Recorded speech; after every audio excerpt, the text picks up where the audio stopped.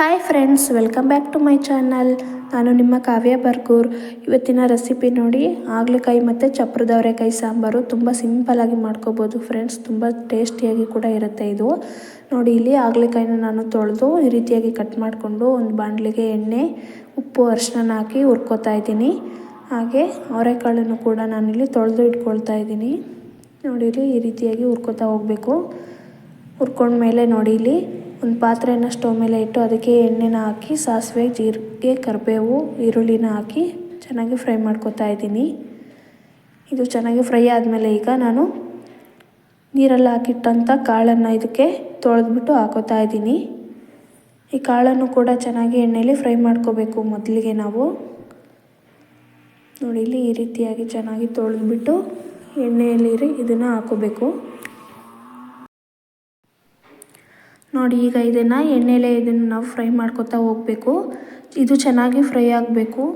ಯಾಕಂದರೆ ಹಾಗಲಕಾಯಿನ ನಾವು ಆಲ್ರೆಡಿ ಹುರ್ಕೊಂಡಿದ್ದೀವಿ, ಒಂದು 50% ಅದನ್ನು ಬೇಯಿಸ್ಕೊಂಡಿದ್ದೀವಿ. ಹಾಗೆ ಕಾಳನ್ನು ಕೂಡ ಒಂದು 50% ನಾವು ಈ ರೀತಿಯಾಗಿ ಒಗ್ಗರಣೆಯಲ್ಲೇ ಫ್ರೈ ಮಾಡ್ಕೊತಾ ಹೋಗಬೇಕು.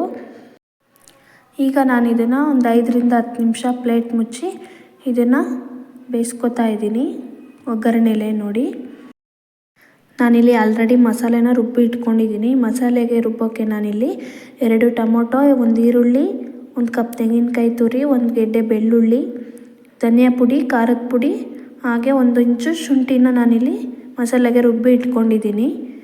ನೋಡಿ, ಈಗ ಈ ರೀತಿಯಾಗಿ ಹಾಗಲಕಾಯಿನ ಹುರ್ಕೋಬೇಕು. ಈಗ ನೋಡಿ, ಕಾಳನ್ನು ಕೂಡ ಚೆನ್ನಾಗಿ ಫ್ರೈ ಆಗಿದೆ. ಮಸಾಲೆನ ನಾನೀಗ ಕಾಳು ಜೊತೆಗೆ ಸೇರಿಸ್ಕೊತಾ ಇದ್ದೀನಿ. ಮಸಾಲೆನ ನಾವಿಲ್ಲಿ ಕಾಳು ಜೊತೆಗೇ ಒಂದು 2 ನಿಮಿಷ ಇದನ್ನು ಚೆನ್ನಾಗಿ ಫ್ರೈ ಮಾಡ್ಕೋಬೇಕು. ಈ ರೀತಿಯಾಗಿ ಚೆನ್ನಾಗಿ ಮಿಕ್ಸ್ ಮಾಡಿಕೊಂಡು ಫ್ರೈ ಮಾಡ್ಕೋತಾ ಹೋಗಬೇಕು. ಲೈಟಾಗಿ ಎಣ್ಣೆ ಬಿಡೋವರೆಗೂ ನಾವು ಈ ಮಸಾಲೆನ ಫ್ರೈ ಮಾಡ್ಕೋಬೇಕು. ಈಗ ನೋಡಿ, ಇದು ಫ್ರೈ ಆಗಿದೆ. ಇದಕ್ಕೆ ನಾನು ಮಿಕ್ಸರ್ ಜಾರ್ಗೆ ಸ್ವಲ್ಪ ನೀರನ್ನು ಹಾಕಿ ಇದಕ್ಕೆ ಸೇರಿಸ್ಕೊತಾ ಇದ್ದೀನಿ. ನೋಡಿ, ಇಲ್ಲಿ ನೀರನ್ನು ಹಾಕಿ ಈ ರೀತಿಯಾಗಿ ಚೆನ್ನಾಗಿ ಮಿಕ್ಸ್ ಮಾಡ್ಕೋಬೇಕು. ನಿಮಗೆ ಯಾವ ಹದ ಬೇಕು ನೋಡಿಕೊಂಡು ನೀವು ನೀರನ್ನು ಸೇರಿಸ್ಕೋಬೋದು. ನೋಡಿ, ಇಲ್ಲಿ ನಾನು ಇನ್ನೊಂದು ಸ್ವಲ್ಪ ನೀರನ್ನು ಹಾಕಿ ಈ ರೀತಿಯಾಗಿ ಮುಚ್ಚಿ ಇಡ್ತಾ ಇದ್ದೀನಿ. ನೋಡಿ, 1-2 ಕುದಿ ಬಂದ ಮೇಲೆ ನಾನು ಇದನ್ನು ತೆಗೆದ್ಬಿಟ್ಟು ನೋಡಿ ಚೆನ್ನಾಗಿ ಕುದೀತಾ ಇದೆ ಸಾಂಬಾರು. ನೋಡಿಲಿ, ಈಗ ಇದಕ್ಕೆ ನಾನು ಹುರಿದು ಇಟ್ಕೊಂಡಿರೋಂತಹ ಹಾಗಲಕಾಯಿನ ಸೇರಿಸ್ಕೊತಾ ಇದ್ದೀನಿ. ನೋಡಿ, ಕುದೀತಾ ಇದೆ ಚೆನ್ನಾಗಿ ಸಾಂಬಾರು. ಈಗ ನೋಡಿ, ಈ ಹದಕ್ಕೆ ನಾನು ಹುರಿದಿಟ್ಕೊಂಡಿದ್ದೆ ಹಾಗಲಕಾಯಿನ ಇದನ್ನು ನಾನೀಗ ಸೇರಿಸ್ಕೊತಾ ಇದ್ದೀನಿ. ಹಾಗಲಕಾಯಿನ ಸೇರಿಸ್ಕೊಂಡು ಇದನ್ನು ನಾವು ಒಂದು 5ರಿಂದ 10 ನಿಮಿಷ ಬೇಯಿಸ್ಕೋಬೇಕು ಚೆನ್ನಾಗಿ. ನೋಡಿ, ಇಲ್ಲಿ ಎಷ್ಟು ಕಲರ್ಫುಲ್ಲಾಗಿ ಎಷ್ಟು ಚೆನ್ನಾಗಿದೆ ಅಂತ ಸಾಂಬಾರು. ತುಂಬಾ ಆರೋಗ್ಯಕ್ಕೆ ಒಳ್ಳೆಯದಲ್ವ ಫ್ರೆಂಡ್ಸ್ ಹಾಗಲಕಾಯಿ ಮತ್ತು ಕಾಳೆಲ್ಲ. ಈ ರೀತಿಯಾಗಿ ಸಾಂಬಾರನ್ನ ಮುದ್ದೆ ಜೊತೆಗೆ ಮಾಡ್ಕೊತಿದ್ರೆ ತುಂಬಾ ಚೆನ್ನಾಗಿರುತ್ತೆ. ನೀವು ಒಂದ್ಸಲ ಟ್ರೈ ಮಾಡಿ ನೋಡಿ.